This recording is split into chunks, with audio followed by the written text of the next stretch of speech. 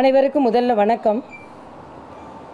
இந்த பத்திரிகையாளர் சந்திப்பின் முக்கிய நோக்கம் நாளைய தினம் ராமச்சந்திரா கன்வென்ஷன் சென்டரில் மரியாதைக்குரிய பவன் கல்யாண் அவர்கள் கலந்து கொள்ளுகின்ற ஒரே நாடு ஒரே தேர்தல் என்ற கூட்டம் நடைபெற இருக்கிறது. நாடு முழுவதும் ஒரே நாடு ஒரே தேர்தல் என்ற கொள்கைக்கு விழிப்புணர்வு ஏற்படுத்துவதற்காக இத்தகைய கூட்டங்கள் நடைபெறுகிறது. இது கட்சி சார்பாக பாஜக சார்பாக நடைபெறும் கூட்டம் அல்ல. ஒரே நாடு ஒரே தேர்தல் என்ற ஒரு தனி கருத்தை பரப்புவதற்காக பாரத தேசம் முழுவதும் மரியாதைக்குரிய மத்திய பிரதேசத்தின் முன்னாள் முதலமைச்சர், இந்நாள் மத்திய அமைச்சர் மரியாதைக்குரிய சிவராஜ் சிங் சௌஹான் அவர்கள் தேசத்திற்கு பொறுப்பாளராக இருக்கிறார்கள், ஒருங்கிணைப்பாளராக இருக்கிறார்கள். அதே போல் தமிழகத்திற்கு நான் ஒருங்கிணைப்பாளராகவும் சகோதரர்கள் அர்ஜுன் மூர்த்தி அவர்களும் நாராயண் திருப்பதி அவர்களும் இணை ஒருங்கிணைப்பாளர்களாக இருக்கிறார்கள். அதனால் நாங்கள் பல்வேறு கருத்துக்களை முன்னெடுத்து செல்வதற்காக கருத்தரங்கங்களை நடத்துகிறோம். அதன் ஒரு பகுதியாக நாளை நடக்க இருக்கிறது. பவன் கல்யாண் அவர்கள் கலந்து கொள்கிறார்கள். மாநில தலைவர் நயினார் நாகேந்திரன் அவர்களும், எங்களது அகில பாரத பொறுப்பாளர்கள் சுதாகர் ரெட்டி அவர்களும் அரவிந்த் மேனன் அவர்களும் கலந்து கொள்கிறார்கள். தேசிய செயலாளர் ஆண்டனி அவர்களும் கலந்து கொள்கிறார்கள். ஆக இதில் ஒரே நாடு ஒரே தேர்தல் எந்த அளவிற்கு மக்களுக்கு பலன் தரும், எப்படி செலவுகள் கட்டுப்படுத்தலாம், ஒரு நிலையான அரசாங்கம் இருக்கும், திட்டங்களை நம் கொடுப்பதில் எந்தவித இடையூறும் இருக்காது, இதை போல பல கருத்துக்கள் அங்கே சொல்லப்படும். அதற்காக அப்படி ஒரு கூட்டம் நடைபெறுகிறது. இது இந்தியா முழுவதும் இதை ஏற்றுக்கொண்டார்கள் என்றால் நிச்சயமாக இது நாட்டிற்கு பலன் தரும், நாட்டில் உள்ள பொருளாதாரம் மேம்படும். ஆக அப்படிப்பட்ட ஒரு நல்ல சூழ்நிலையை ஏற்படுத்துவதற்காக இந்த கூட்டம். பத்திரிகை சகோதரர்கள் எல்லோரும் உங்களை வரவேற்கிறோம். இந்த கொள்கையை மக்களிடம் பரப்புவதற்கு உங்களின் துணையும் தேவை. ஏனென்றால் அடிக்கடி தேர்தல் வந்தால் அது நல்லது அல்ல. முழுவதுமாக 5 ஆண்டுகளுக்கு ஒரு முறை தேர்தல் வந்தால்தான் நல்லது என்பதை இங்கே வலியுறுத்துவதற்காக இந்த கூட்டம் நடைபெறுகிறது. அதுதான் கேட்கணுமாப்பா? அமைச்சர் சேகர் பாபு பேசும்போது ஒரு விஷயம் சொல்லியிருக்காரு. தமிழிசை தொடர்ந்து திமுகவோட முடிஞ்சா சென்னையில் ஏதாவது ஒரு தொகுதியில் அவர் ஜெயிச்சு காட்டணும் அப்படின்னு சவால் பண்ணியிருக்காரு. அதாவது ஓட விட்டுருக்கிறதுனா, நான் தென் சென்னையில் இவங்கெல்லாம் சொல்லி நிற்கலை. இவங்க சொல்லாமல் தான் நாங்கள் இன்னும் நாங்கள் நிற்கவும் செய்வோம். அதில் ஒன்றும் மாற்று கருத்து இல்லை. ஆனால் சேகர் பாபு நாங்கள் எப்படி தேர்தலில் அணுகணுமோ அப்படி அணுகணும். அதுக்கு சவாலான ஏற்றுக்கொள்கிறேன். இவை எதை கொடுத்து எப்படி இவர்கள் ஓட்டுகளை வாங்குகிறார்கள் என்று தேர்தல் காலத்தில் என்று நான் பார்த்து கொண்டு தான் இருந்தேன். அதனால் சேகர் பாபு வரட்டும், இப்படி தான் தேர்தல் நடத்தணும். நாங்கள் ஒன்றும் எங்களை விட்டு வெற்றி பெற்றவர்கள் எல்லோருமே திறமையாளர்கள் அப்படின்னு சொல்லிட முடியாது, தோல்வி அடைந்தவர்கள் எல்லோரும் திறமை இல்லாதவர்கள்னு சொல்லிட முடியாது. ஆக நாங்கள் ஏதோ தகுதி இல்லாமல் தோற்று போவதில்லை. இதில் man power, muscle power, money power எல்லாமே தான் இருக்கிறது. பாரதிய ஜனதா கட்சி வளர்ந்து வருகிறது. இதே தென் சென்னையில் இதற்கு முன்னால் வாங்கிய வாக்குகளை விட நான் வாங்கி இருக்கிறோம். 22 தொகுதிகளில் 18.5% வாங்கியிருக்கிறோம். ஆக ஒரு கட்சி மெதுவாகத்தான் வளரணும், வளர்ச்சி பாதையில் நாங்கள் இருக்கிறோம். ஆனால் திராவிட முன்னேற்ற கழகத்தை நான் விமர்சிக்கவே கூடாது என்று அவர் சொல்ல முடியாது. எப்படி என்றாலும் நாங்கள் விமர்சித்து கொண்டு தான் இருப்போம். தேர்தலில் வெற்றி பெறுவது தோல்வி பெறுவது என்பது நம் கையில் இல்லை. ஆனால் ஒரு தமிழகத்தின் ஒரு பிரஜை என்ற வகையில் நிச்சயமாக நான் இதுதான் சொல்லுவேன். இன்னும் சொல்லப்போனால் அவர் சொன்ன இன்னும் இந்த புதுச்சேரியிலேருந்து தள்ளாடிக்கிட்டே வந்தேன் அப்படின்னு சொல்கிறேன். எதை சொல்ல வருகிறார்? அப்போது இவங்க டாஸ்மாக் நடத்துறதுனால தமிழ்நாட்டில் தள்ளாடி கொண்டே இருக்கிறார்களா? நான் 1 வருஷம் ஆகியும் நான் தள்ளாடுவேன்னா, இப்போ தினம் டாஸ்மாகை வைத்து வருமானம் பார்த்து கொண்டிருப்பவர்கள், வருமானத்திற்கு மேலே வருமானம் பார்த்து கொண்டிருப்பவர்கள்லாம் தள்ளாடி கொண்டிருக்கிறார்களா என்று நான் கேட்கிறேன். ஆக எதை கேட்பதற்கு எதை சொல்ல, ரோட்டில் ஓட்ட விழலைன்னு சொல்லட்டும். ஓட்ட விழுந்ததா இல்லையா? ஓட்ட விழுற அரசாங்கத்துக்கு என் ஓட்டு போடுறீங்கன்னு கேட்குறது இது சரியா இல்லையா? அதனால் எங்களுக்கு விமர்சனம் நாங்கள் செய்வோம். நீங்கள் விவாதிங்க. தேர்தலை எப்படி அணுக வேண்டும் என்று எல்லோரும் ஒரு லெவல் பிளேயிங் ஃபீல்டில் அணுகுவோம். அப்போ நாங்கள் வெற்றி பெறுகிறோமா இல்லையா என்று பார்ப்போம். ஆமாம், தேர்தல் ஆணையத்தை மீறி தான் சிலது நடக்கிறது என்பது ஊரறிந்த உண்மைதானே. தமிழக அரசு 4 ஆண்டு நிறைவு பெற்ற 5ஆம் ஆண்டு அதோட நிலைப்பாடு எப்படி இருக்கு நீங்க நினைக்கிறீங்க? நிலைப்பாடு எப்படி இருக்குன்னா, 3 வருடம் நிதி ஆயோக் கூட்டத்திற்கு போகாமல் இப்பொழுது தேர்தல் வருகின்ற நேரத்தில் நிதி ஆயோக் கூட்டத்திற்கு போகிறார்கள் என்றால் இவர்கள் மக்களின் நலனை எந்த அளவிற்கு புறக்கணித்தார்கள் என்பதை இந்த 4 ஆண்டுகளே காண்பிக்கிறது. 4 ஆண்டுகளில் அவர்கள் சாதனை என்ன சாதனை செய்திருக்கிறார்கள்? மத்திய அரசின் நல்ல திட்டங்களுக்கு தமிழில் பெயரை வைத்து ஸ்டிக்கர் ஒட்டி இருக்கிறார்கள். அதுதான் அவர்கள் செய்திருக்கிறார்கள்.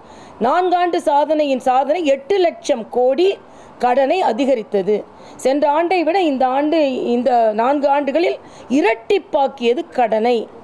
ஆக அதற்கு பதில் சொல்லுங்க.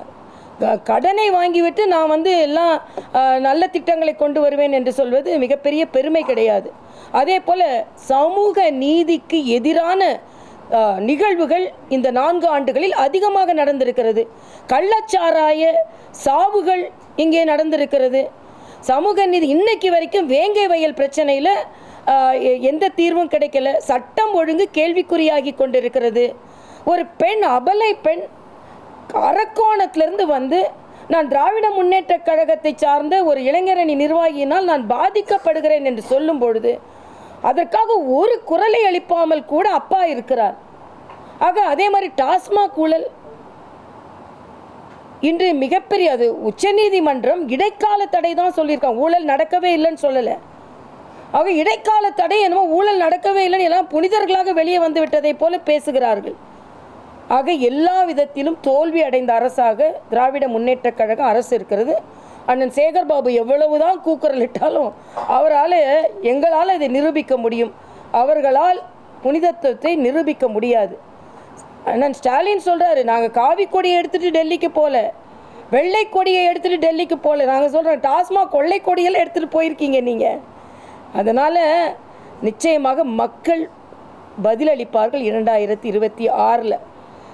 நமக்குள்ள கவலை என்ன என்றால் மக்களுக்கானது மக்களுக்கு கிடைக்க வேண்டும். அது கிடைக்காமல் இருக்கிறது தான் நமக்கு. இப்போ இன்னைக்கு செவிலியர்கள் போராடி கொண்டிருக்கிறார்கள். 14,000 செவிலியர்கள் நிரந்தரம் செய்ய வேண்டும் என்று போராடி கொண்டிருக்கிறார்கள். மருத்துவர்கள் கரோனா நேரத்தில் பணியாற்றிய மருத்துவர்களுக்கு எந்த சலுகையும் அளிக்கப்படவில்லைன்னு அவங்க போராடி கொண்டிருக்கிறாங்க.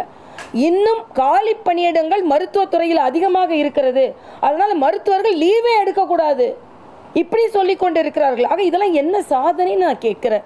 எல்லாவற்றையும் சாதனை 9 அமைச்சர்கள் மீது நாங்கள் பெருமையாக சொல்ல முடியும். 10 ஆண்டு கால மரியாதைக்குரிய மோடி அவர்களின் ஆட்சி காலத்தில் ஒரு அமைச்சர் மீது கூட ஊழல் குற்றச்சாட்டு சொல்ல முடியாது. ஆனால் இந்த 4 ஆண்டு கால ஆட்சியில் 9 அமைச்சர்கள் மீது ஊழல் குற்றச்சாட்டு இருக்கிறது. 9 அமைச்சர்கள் இந்த ஊழல் குற்றச்சாட்டை எதிர்கொள்வதிலேயே இந்த 9 மாதத்தை போக்க இருக்கிறார்கள். அதனால் எல்லா விதத்திலும் தள்ளாடி கொண்டிருக்கின்ற அரசு தான் நடந்து கொண்டிருக்கிறது.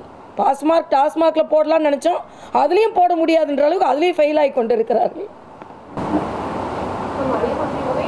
சொல்லும்போது ஈடிக்கும் நாங்கள் பயப்படல, மோடிக்கும் பயப்படல, எங்களை இந்த மாதிரியான விஷயங்கள் மூலியமா அடிப்பணியை வைக்க முடியாது அப்படின்னு. ஈடிக்கும் பயப்படல, ஓடிக்கும் பயப்படல, மோடிக்கும் பயப்படல. ஆனால் டெல்லிக்கு ஓடி போவோம். எங்களை சார்ந்த கேடிகள் ஓடி போவார்கள். அதையும் யாரெல்லாம் ஓடி போனாங்க நமக்கு தெரியும். ஆக சும்மா அப்படி மேல் பூசி கொண்டு இருக்கிறார்களே தவிர யாரெல்லாம் ஓடி போக வைத்திருக்கிறார்கள் என்று நமக்கு தெரியும். ஆக நான் ஈடிக்கு பயப்படலை, மோடிக்கு பயப்படலை, ஆனால் எல்லாரையும் ஓடி போக வைப்போம் என்பதை தமிழகம் பார்த்து கொண்டு தான் இருக்கிறது.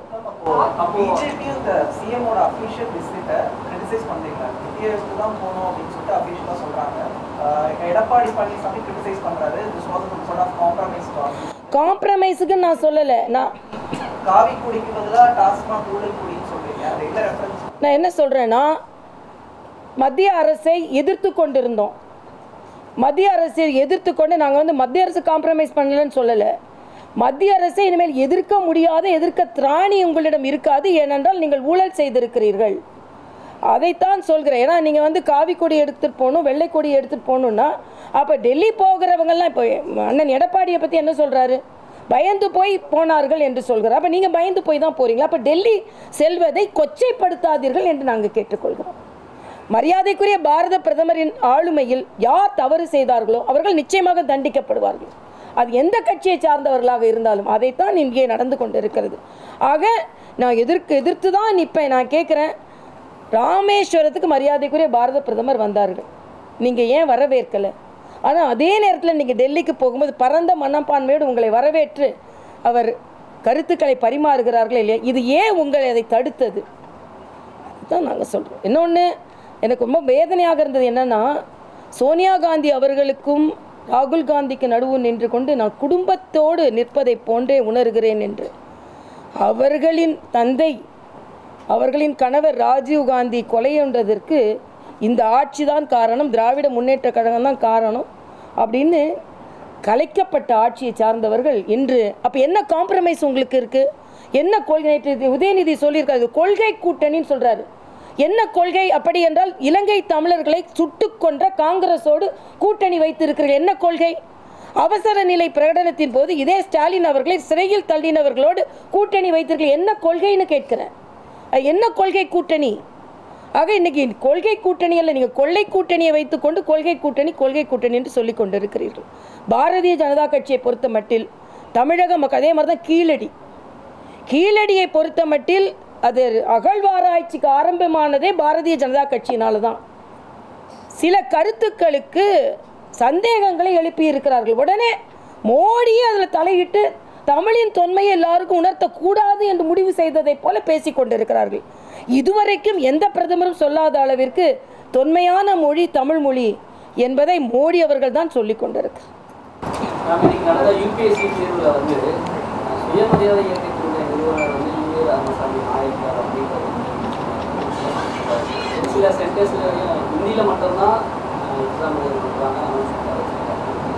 ஹிந்தியில் மட்டும் வைக்கல, ஹிந்தியிலும் வைத்திருந்தார்கள் என்று நான் கேள்விப்பட்ட சில சென்டர்களில். இதில் அந்த மொழியை சார்ந்தவர்கள் எழுதுவார்கள் என்ற ஒரு காரணமாக இருக்கலாம். ஆனால் இது அதிகாரிகள் இதை தயாரித்தவர்கள் தவறு செய்திருக்கிறார்கள். அதனால் நாம் நாயக்கர் என்று போட்டது சரியா இல்லையான்றது விவாதத்துக்கு நான் வரலை. இன்னும் சொல்லப்போனால் போட்டிருக்கக்கூடாது என்பது தான் எனது எண்ணம். ஆனால் இதை எழுதுபவர்கள் இந்தியா முழுவதும் எழுதுபவர்கள், அவர்கள் எந்த பெயரால் அவர் அறியப்பட்டிருக்கிறார் என்பது மிக உண்மை. இப்போ உதாரணத்திற்கு தெலுங்கானாவில் உள்ள புத்தகத்திலலாம் மரியாதைக்குரிய பெருந்தலைவர் காமராஜரை காமராஜ் நாடார் என்று தான் குறிப்பிடுகிறார்கள். நானே அந்த புத்தகங்களை பார்த்துருக்கிறேன். இப்போ எங்களுக்கான மருத்துவ புத்தகம் ஏஎல் முதலியார் எழுதியது. அவர் ஒன்றும் முதலியார் என்று அவர் ஜாதி வெறியர் கிடையாது, அவர் பெயரே அதுதான்.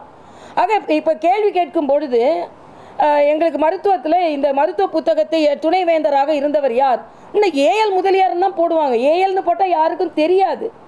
ஆக இது அறியப்படுவதற்காக அப்படி போட்டிருக்கலாம். ஏன்னா தீகாக்காரங்களே என்ன சொல்கிறாங்க, இந்த சாதி மறுப்பு போராட்டத்திற்கு முன்பு வரை சரித்திரத்தில் அவர் பெயர் ஈவேரா நாயக்கர் என்று தான் இருக்கிறது என்று. ஆக வடநாட்டில் படிப்பவர்கள் தெரிந்து கொள்ள வேண்டும் என்பதற்காக அப்படி எழுதியிருக்கலாம். ஒரே ஒரு உதாரணம் சொல்கிறேன். கீதா ஜீவன் பெண்களுக்கான ஹெல்ப்லைன் 181க்கு ஒரு விளம்பரம் கொடுத்தார்கள். இதில் பணி அமர்த்துபவர்கள் நேர்முக தேர்விற்கு வருபவர்கள் ஹிந்தியும் தெரிந்திருக்க வேண்டும் என்று தமிழகத்தில் இருந்து ஒரு சர்க்குலர் போச்சு. அப்போனா தமிழக அரசு ஹிந்தி வெறி அரசுன்னு சொல்லுவோமா? உடனே அவங்க என்ன சொன்னாங்க, இல்லை அதிகாரிகள் தப்பு செஞ்சுட்டாங்க, அதனால் நாங்கள் எங்கள் மேலே தப்பு இல்லைன்னு சொல்கிறாங்க இல்லையா? அப்படித்தான் எல்லாவற்றையுமே மத்திய அரசின் மீது திணிப்பது தவறு. மத்திய அரசு இன்னும் சொல்ல போனால் தமிழுக்கு மிகுந்த பெருமையை சேர்த்து கொண்டு இருக்கிறது மத்திய அரசு என்பதை நான் தெரிவித்துக் கொள்கிறேன். இன்னைக்கு பார்த்தீங்கன்னா நான் காசிக்கு போனேன் எங்கள் அப்பாவோட அஸ்தியை கரைக்கிறதுக்கு. பல இடங்களில் தமிழ் பலகைகள் இருக்கிறது. அவங்க அதுக்கு எதிர்ப்பு தெரிவிக்கலை, ஏன்னா தமிழ்நாட்டிலேருந்து வராங்க அப்படின்னு. அது மாதிரி தான் சில நேரங்கள் வட இந்தியாவிலேருந்து வருவதற்காக சில பல பதாகைகள் இருக்கிறது நம்ம சொல்கிறோம். ஆக ஒரு பரந்த மனப்பான்மையோடு எல்லாவற்றையும் ஏற்றுக்கொள்ளுங்கள் என்பது தான். இல்லை, முதலமைச்சருக்கு அதை கேட்பதற்கு உரிமை இருக்கிறது. இதுக்கு முன்னாலே 2018 அண்ணன் எடப்பாடி அவர்கள் போகும்போது கூட மாநிலத்திற்கு சில பகிர்வுகளை அதிக வேண்டும், அது கேட்பதில் தவறில்லை. ஆனால் எப்போ போய் கேட்குறீங்க? 3 வருஷமாக போய் கேட்டிருக்கலாம்ல. இன்னைக்கு பார்த்தீங்கன்னா நிதி ஆயோக்கின் தலைவர் என்ன சொல்லியிருக்கிறார் என்றால், சென்ற முறை கூட்டத்தில் நாங்கள் சொன்னதற்கு ஏற்ப அதற்கான திட்டங்களை வகுத்து வந்திருப்பவர்கள்னு சொல்கிறார். இப்போ சென்ற கூட்டத்துக்கு ஏன் போகலை, அதுக்கு முந்தின கூட்டத்துக்கு ஏன் போகலை? 2047 மாநிலங்களின் கட்டமைப்பை அதிகப்படுத்துவதற்கான கூட்டம் இதுன்னு சொல்கிறாங்க. அப்போ அதுக்கு உங்களுக்கு அக்கறை இல்லையா? அப்போ நான் மிக தெளிவாக ஒரு குற்றச்சாட்டை வைக்கிறேன். இதற்கு முன்னால் நிதி ஆயோக் கூட்டத்திற்கு போகாததினால் தான் தமிழகத்தில் உள்ள நிதி பற்றாக்குறை பிரச்சனைகள். சரியான ஃபோரத்தில் சரியாக கொண்டு எடுத்து வைக்கணும். அது எடுத்து வைக்காததினால் தான் குற்றம் முழுவதும் முதல்வர் மீது தான். முதல்வர் சென்று சரியாக அதை அணுகியிருந்தால் இன்று பல நிதி பகிர்வுகள் நடந்திருக்கும், நீர் பிரச்சனைகள் இருந்திருக்காது என்பது எனது கருத்து. சரிப்பா, தேங்க்யூ. இதான் சொன்னோம்ப்பா. அதிமுக பாஜக கூட்டணி வந்து அறிவிக்கப்பட்டு இவ்வளவு நாள் ஆயிருக்கு. இதுல இன்னைக்கு திருமாவளவன் ஒரு விஷயம் சொல்லியிருக்காரு, ஒட்டாமல் இருக்கிறார்கள் அப்படின்னு சொல்லியிருக்காரு. அது வந்து ஏறத்தாழ உண்மை அப்படின்னு எதார்த்தமா இருக்கு அப்படின்ற சந்தேகம் வருது. ஏன்னா எந்த ஒரு பொதுக்கூட்டங்கள்லயோ இல்ல வந்து போராட்டங்கள்லயோ இரண்டு தரப்பும் ஒன்னா சேர்ந்து பங்கேற்கல. சோ தலைமை இப்படி இருக்கும்போது தொண்டர்கள் ஒற்றுமையா இருப்பாங்களா, பணியாற்றுவாங்களா அப்படின்ற சந்தேகம் வருது. அதாவது ஒட்டாமல் இல்லை, இது வந்து தேர்தலுக்காகத்தான கூட்டணி. அந்தந்த கட்சிகளுக்கு தனித்தனியாக நிகழ்வுகள் இருக்கிறது, நடைமுறைகள் இருக்கிறது, அதை தான் செய்து கொண்டு இருக்கிறோம். நீங்கள் ஓவராக ஒட்டி கொண்டு இருக்கிறீங்கன்னு தான் பிரச்சனை. எல்லா தப்புகளையும் கூட சுட்டி காண்பிக்காமல், வேங்கை வயலை கூட சுட்டி காண்பிக்காமல் ஏன் ஒட்டி கொண்டு இருக்கிறீர்கள்? சமூக நீதியை எதிர்த்து பல தென் மாவட்டங்களில் பட்டியலின மாணவர்கள் தாக்கப்படுகிறார்கள். உங்கள் கொடியை ஏற்ற முடியல, அப்படியே ஒட்டி கொண்டு இருக்கிறீர்கள். ஆக நீங்கள் அதிகமாக ஒட்டி கொண்டிருப்பதால் நாங்கள் ஒட்டவில்லையோன்னு உங்களுக்கு தெரியுது. ஓட்டுக்காகத்தான் தேர்தல் கூட்டணிகள். அதற்கு பின்பு கட்சிகளின் நிலைப்பாடுகள் தனித்தனியாக கூட்டங்கள் போடுவோம். இன்னும் தேர்தல் வருகின்ற நேரத்தில் நாங்கள் ஒட்டி நிச்சயமாக பணியாற்றுவோம். அதை பற்றி அண்ணன் திருமாவளவன் கவலைப்பட வேண்டிய, ஏன்னா கூட்டணி வராது என்று நினைத்து கொண்டிருந்தார்கள். இப்போ கூட்டணி வந்து விட்டது. கூட்டு இல்லை நாங்கள் இப்போ ஒட்டு இல்லைன்னு சொல்லி கொண்டு இருக்கிறார்கள். அதை பற்றி அவர்கள் கவலைப்பட வேண்டாம். என்னால் ஓட்டு எங்களுக்குத்தான் கிடைக்க போகிறது. நீங்கள் அதிகமாக எல்லாவற்றையும் ஒட்டி கொண்டு இருக்கிறீர்கள் என்பதுதான் எனது கவலை. இல்லை, அப்படிலாம் இல்லை. அந்தந்த கட்சிக்கு என்று ஒரு நிலைப்பாடு இருக்கும். எங்கள் கட்சிக்கு என்று ஒரு நிலைப்பாடு இருக்கிறது. அனைத்து இந்திய அண்ணா திராவிட முன்னேற்ற கழக கட்சிக்கும் ஒரு நிலைப்பாடு இருக்கிறது. தலைமை கூட்டணி என்று வைத்துக் கொண்டால் அவர்கள் கூட்டணியாக பணியாற்றுவார்கள். எப்போது பணியாற்ற வேண்டுமோ அப்பொழுது பணியாற்றுவார்கள். அதில் எந்த கவலையும் அண்ணன் திருமாவளவனுக்கு இருக்க வேண்டியதில்லை என்பதுதான் எனது கருத்து. இன்னும் சொல்ல போனால் அவங்க ஒட்டி இருக்கிறாங்க, ஆனால் அவர்களின் தொண்டர்கள் பிரிந்திருக்கிறார்கள். எவ்வளவோ திருமாவளவன் கட்சியின் தொண்டர்கள் கொடியேற்ற விடலை, இந்த கட்சியை எதிர்த்து கேளுங்கள் என்று அவர்கள் கூட்டத்திலேயே பேசியிருக்கிறார்கள். ஏன் ஒரு பொதுச் செயலாளர் இந்த மாதிரி எதிர் கேள்வி கேட்கவில்லை என்று ஒரு கட்சியை விட்டு வேறு கட்சிக்கு மாறி இருக்கிறார். ஆக நீங்கள் தான் தலைவர்கள் ஒட்டி கொண்டு இருக்கிறார்கள், தொண்டர்கள் பிரிந்து இருக்கிறார்கள் என்பது எனது கருத்து. நாங்கள் எல்லாருமே ஒட்டி கொண்டு தான் இருக்கிறோம்.